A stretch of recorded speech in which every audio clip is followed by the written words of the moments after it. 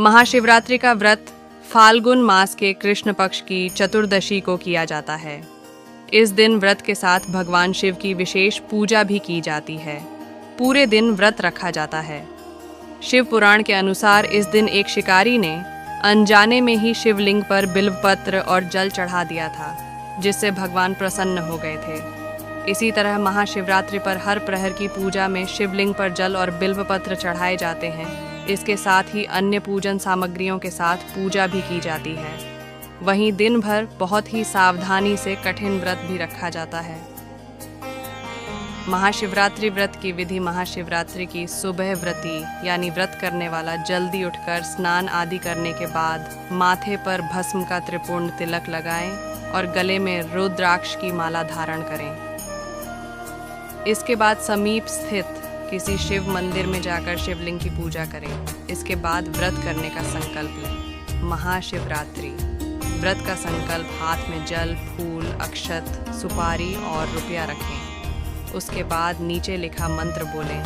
शिवरात्रि व्रतम ह्येतत् करिष्येऽहं महाफलम निर्विघ्नमस्तु में छात्रत्वत् प्रसादात् जगतपते। ये कहकर हाथ में फूल, चावल, जल लेकर उसे शिवलिंग पर अर्पित करते हुए नीचे लिखा श्लोक बोलें। देव देव महादेव नीलकंठ नमोस्तुते कर्तुमिच्छाम्यहं देव शिवरात्रि व्रतम तव प्रसादात् देवेश निर्विघ्नेन भवेदिति। कामाद्या शत्रवो मां वै पीड़ां कुर्वन्तु नैव। महाशिवरात्रि व्रत में क्या करें और क्या न करें। इस तरह महाशिवरात्रि व्रत का संकल्प लेने के बाद पूरे दिन शिव जी का ध्यान करें। दिन भर मन को शांत रखने की कोशिश करें, यानी गुस्से और चिड़चिड़ेपन से बचने की कोशिश करें। कम बोलें और झूठ न बोलें। इसके साथ ही पूरे दिन व्रत के समय मन में काम भावना न आने दें। दिन भर शिव जी की पूजा कर सकते हैं, लेकिन शाम को प्रदोष काल में यानी सूर्यास्त के समय शिव जी की विशेष पूजा करें और रात भर जागरण करके चारों प्रहर में पूजा करने की कोशिश करें। महाशिवरात्रि व्रत की कथा। किसी समय वाराणसी के जंगल में एक भील रहता था। उसका नाम गुरुद्रुह था। वह जंगली जानवरों का शिकार कर अपना परिवार पालता था। एक बार शिवरात्रि पर वह शिकार करने वन में गया।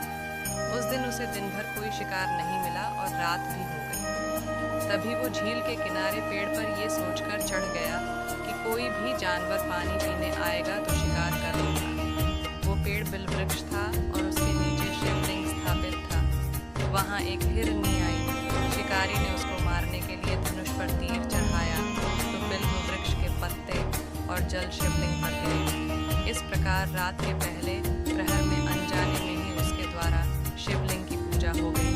हिरनी भी भाग गई। थोड़ी देर बाद एक और हिरनी झील के पास आ गई। शिकारी ने उसे देखकर फिर से अपने धनुष पर तीर चढ़ाया। इस बार भी रात के दूसरे प्रहर में बिल्ववृक्ष के पत्ते और जल शिवलिंग पर गिरे और शिवलिंग की पूजा हो गई। हिरनी भी भाग गई। थोड़ी देर बाद एक और हिरनी झील के पास आ गई। शिकारी ने उसे देखकर फिर से अपने धनुष पर तीर चढ़ाया। इस बार भी रात के दूसरे प्रहर में बिल्ववृक्ष के पत्ते और जल शिवलिंग पर गिरे और शिवलिंग की पूजा हो गई।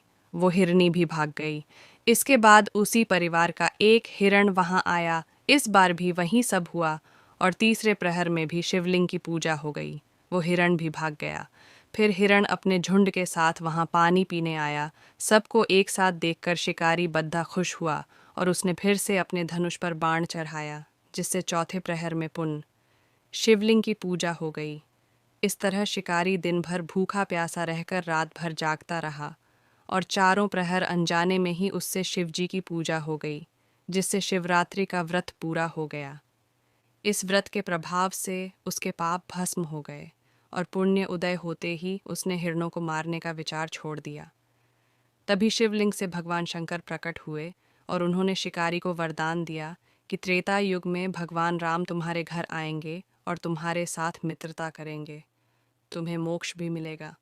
इस प्रकार अनजाने में किए गए शिवरात्रि व्रत से भगवान शंकर ने शिकारी को मोक्ष प्रदान कर दिया